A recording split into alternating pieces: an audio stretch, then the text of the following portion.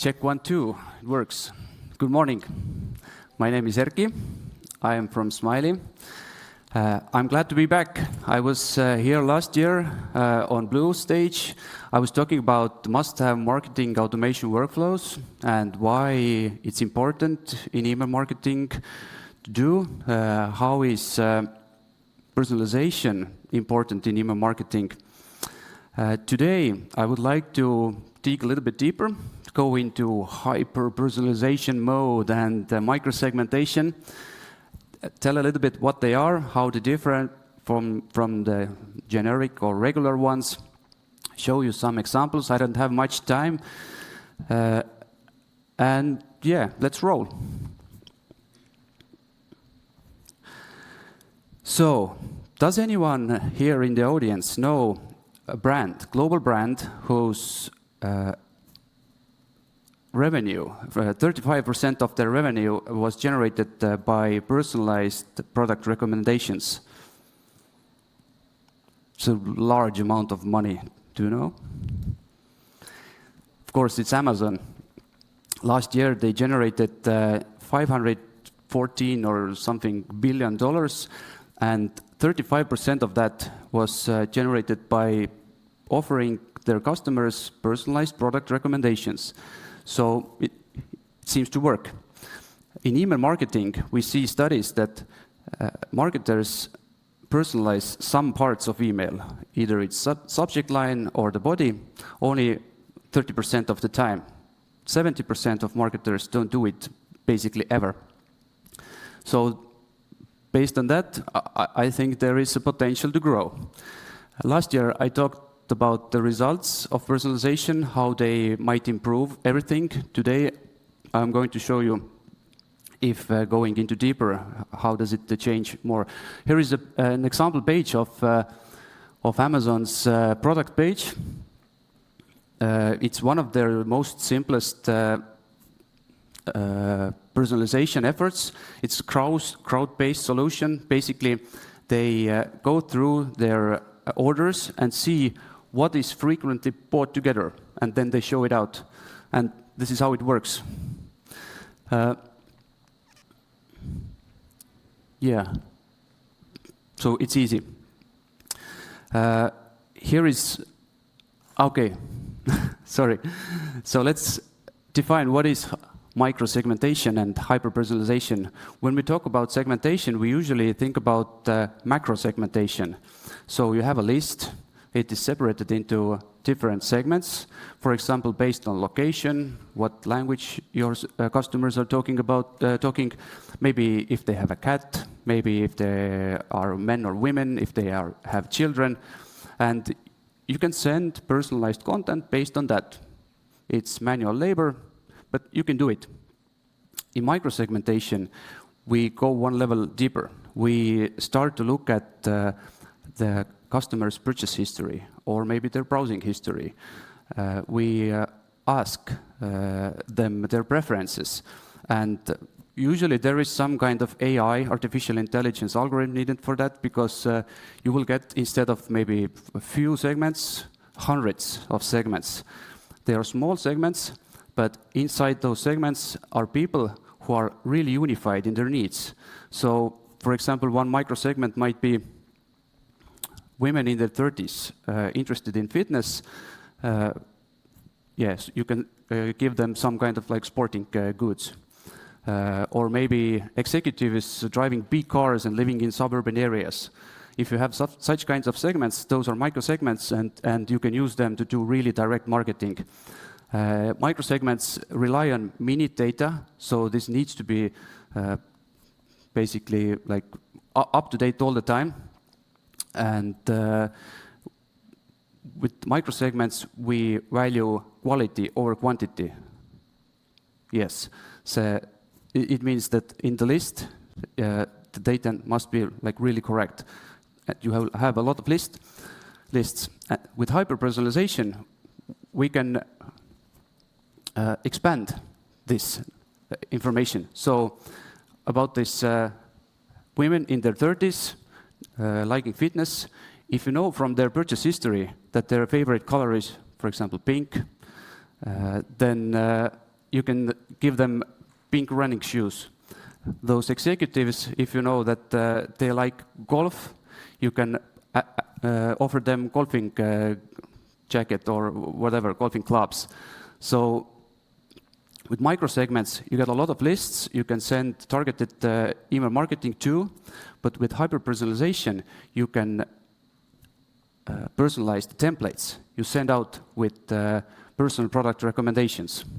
So this is what we have done also here, but basically what Amazon is doing. Although Netflix also sends out newsletters which are personalized, I think the most interesting thing they do is in their app. This relies on minute data. If you open your app, they basically learn every second you spend there what they should offer you to get you spend more time in Netflix. So they do a lot of A/B testing. Here is an example of some covers from a series. They do about, I think, 250 tests every year to see which covers people like the most. And the best ones they take out, and they then apply hyper-personalization based on that. And they show you some particular cover based on your previous watch history. For example, if you are a horror movie fan, they will show you one cover. If you like romantic comedies, they will show you another cover. Here is another example. I bought a software, and for some reason the CEO wrote me personally. Okay, the reason is because I installed the software. I didn't start to yet use it because I was struggling with the setup. So they gave me some concrete advice how to go forward. And if anything, I can contact him directly. Seems like really personal stuff. They know my name, they know the product I'm using, they know where I am in the product lifecycle, and then they trigger this obviously automated email, which is a corporate email, but it works really well. Besides those emojis, this makes it a little bit spammy, but anyway. This is an example from nearby. This is one of our clients. They also wanted to talk to their clients a little bit more personally because they offer a variety of products not suitable for everyone. And we applied some artificial intelligence algorithms to see what the clients have preferred previously so we could know what to offer them in the future. But first of all, okay, I will show you the results in a few slides, but basically this is a really successful project. We can talk about this later. We have a booth here. If you want, I can show you how we did efficient micro-segmentation with the lists based on what products they usually buy, and also hyper-personalization. So inside those templates were concrete products for everyone from this category, and it was really good. So, okay, let's sell more, let's increase return of investment. This is just talk, but actually there is a lot of research done on this area. I have the links. If you need, we can send them later, but basically during the couple of last years, about 90% of customers say that they prefer to do business with brands who remember their previous choices and offer some kind of personalization options. About 80% of customers say that they might increase their purchasing with the brands that offer those experiences. In e-commerce, more than 50% people already expect some kind of personalization options. They want personal offers, not just like generic stuff. 80% of people are willing to share their personal information in exchange for better experiences in e-commerce, in email marketing, everywhere. And 75% of people say that they are sad if those offers that come are not personalized. So yes, you will get all of this. This is the project we did. In this column are different artificial intelligence algorithms we tested. Those are like specialized for different kinds of things, but we try to figure out which ones work better for this customer segment. We found out some really good ones. Actually, today morning I talked with the developer. He found a new algorithm that performed even 15% better than the best one from here. And we tested those things against a random sample. That's the first line. These are just some plain generic products that usually are sent in the newsletter. And also with the popularity model, top selling products. But you cannot send like this hard liquor to people who buy wine all the time. So they didn't trigger from that. So, and the client has a lot of micro-segments. With every AI algorithm here are present 3 segments based on what the people prefer. For example, they look at the price range of the products or wine features or wine types. And inside those micro-segments, we send out newsletters, recurring newsletters with hyper-personalized product recommendations. So you got your wine types, she got her wine types, he got his wine types, etc.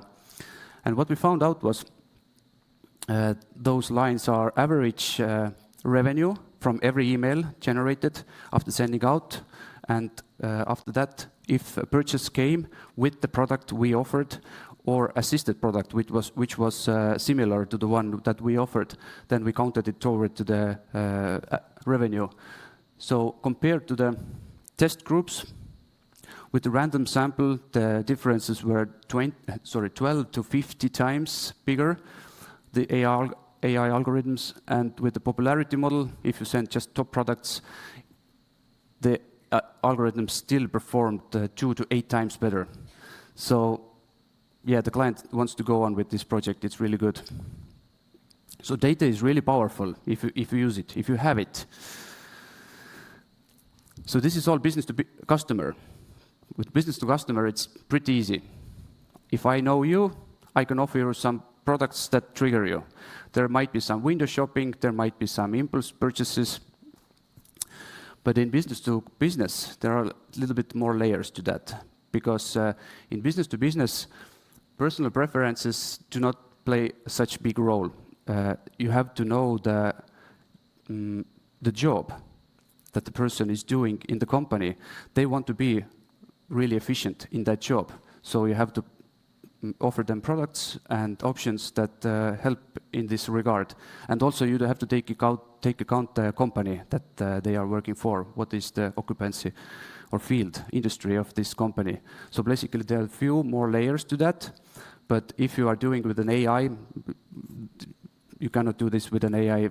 Luckily today, there are a lot of tools with AI, but it can be done. So everything is not as shiny always as it seems, and sometimes something can hit the fan. The usual problems with any kind of personalization, even not mentioning hyper-personalization, is research shows that about 60% of companies have out-of-date data about their customers. Basically, when we say that you have a mailing list, then 25% of it will go bad every year. You have to constantly update it, ask for information, learn from the purchase history, etc. So, and if you use this information, you might get data failure, which means you will send out to the wrong person with the wrong data, the wrong time, with the wrong content. They might get upset. About 40% of customers say that they might end purchasing from companies that have bad personalization practices. So if you are using data to personalize, it's really important to do it correctly, test it all the time. I think one of the best examples when personalization went like really bad, in a creepy way, is with US retail chain Target when they send out ads to women congratulating them on pregnancy. And one of those ads was received by a teenage girl's parents who didn't know about it. And urban legend says that Target even got a gender and approximate birth date correct. So if you have the data, it might be really powerful. And also a creepy mode thing is if you use some kind of third-party data. You might not have everything, but you use some kind of like a scraper, you use LinkedIn, or maybe you have a partner company, maybe it's even a sister company in your corporation. So if I get an email that has some kind of information inside that I know is correct, but I don't know when and if I gave you at all, then I start asking questions. So this is also not good. The best information is zero-party data or first-party data, which means what you have asked from the client or what you have learned from their actions. So if you can use this for personalization, then this works really well. The usual problems with personalization, has anyone gotten an email, hello, first name, last name from company, how are you doing? Well, yeah. And okay. This one thing is what has annoyed me a couple of times is over-personalization. I already bought something from you, and now you still send me reactivation campaigns and doing retargeting with the same product, and even worse, if it's with the better price, I'm getting mad. Luckily, we live in the European Union, so our data is pretty much protected. I already covered the third-party data. GDPR actually doesn't allow to do this at all. But if you want to start doing personalization, you have to have some kind of data. GDPR states that you have to ask it from your customers. They have to know about it. They have to know which data you use, how you use it. You cannot ask too much. It is only necessary. And they have to have the option to opt out. So if I don't want, then you can't. And actually there is one permission needs to be asked for marketing overall and the other one for profiling to do this kind of thing. What I've seen in a few cases is some brands find a fancy AI tool from the internet. They happily push all their customer information inside this and start getting results. It works really well. But then came out that they don't have the permission to do it, and this tool might be also not located in the European Union, so you don't have permission to send out your customer data from the EU. So it hasn't yet caused any problems in the Baltics, but it might in the future. So better be safe. All right, the statistics say that 30% of email brands who send email marketing personalize something. I hope that you are not one of those 30%, of those 70%, and you will be part of this 30%, that you can take something together with you. If you want to discuss about those things, we have the booth. I can show you the numbers, and we can help you. And also, you can subscribe to our newsletter. We organize webinars, we write blog posts, and do podcasts about those topics. I think email marketing seems easy. How hard is it to send out an email? But actually, it can be like go really wide, and there are a lot of aspects to think about.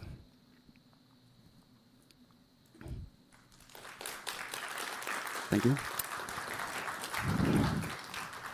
Okay, thank you for the presentation. It was very interesting, and I have a few questions. I was checking the platform and there are no questions. So usually no questions happens when it's completely everything's clear or completely everything's unclear.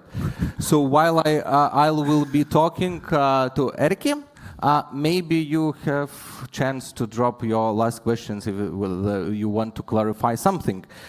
Anyway,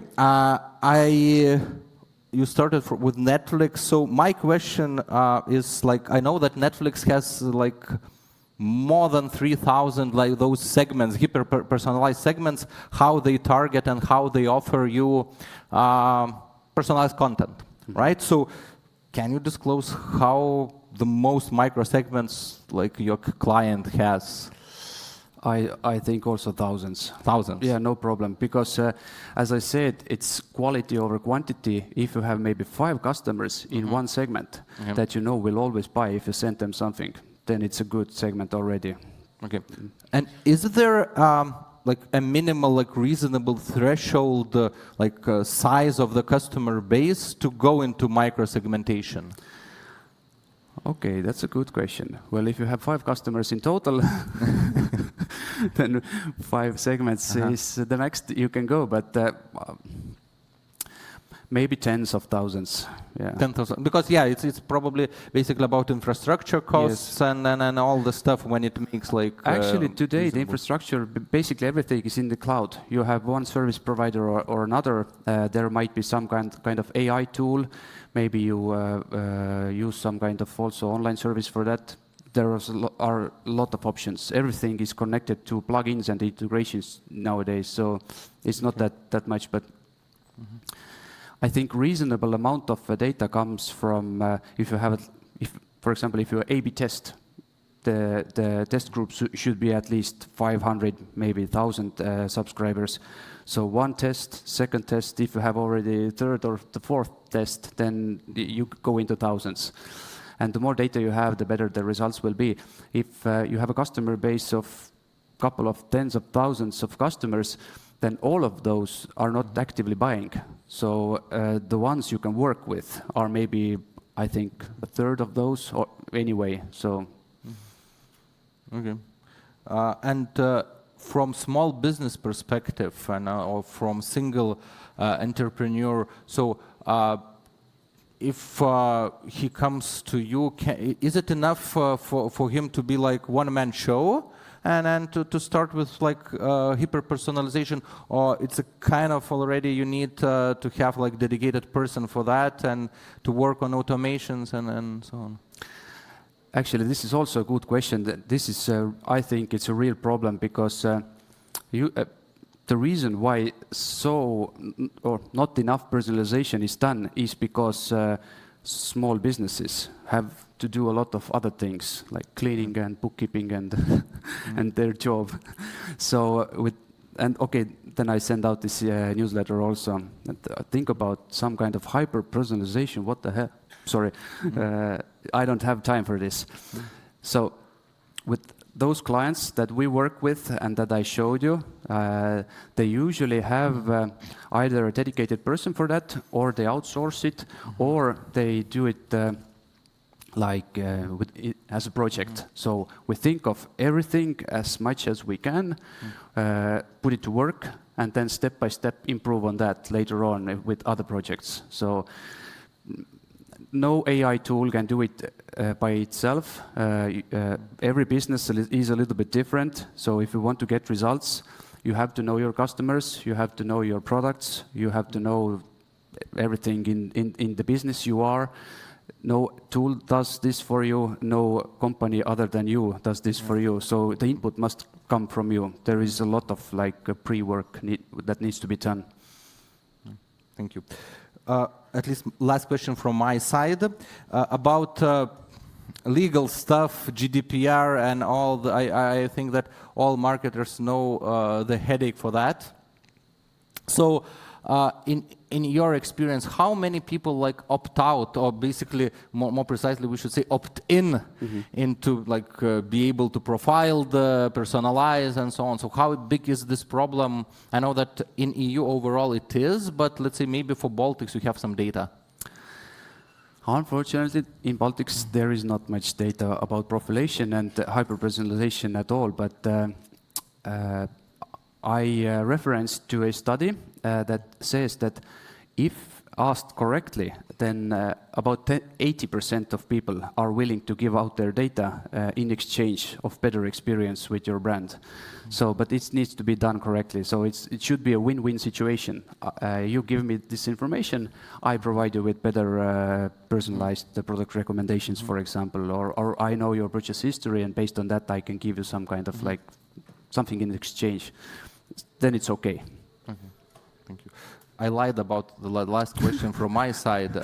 We still because audience is warming up. There is no question, any question yet from their side. But regarding the data collection, you said enrich the data, right? So there are also ways to collect data prior, like before customer signing. So it's like it's done in beauty services, in health services. So they collect data in advance. So in your but usually it comes with a trade-off.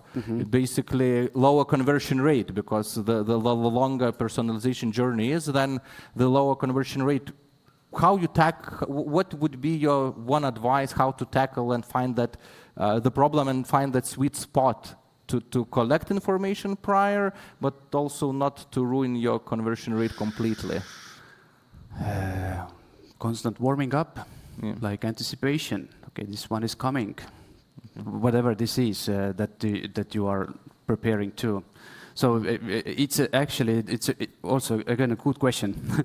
I've seen a lot of cases where some companies, some brands are started collecting data, and then they haven't used it for a year, maybe more. And when they finally start doing it, then people say, "Who are you? I don't remember giving my address to you." Yeah. So you have to like be active all the time anyway.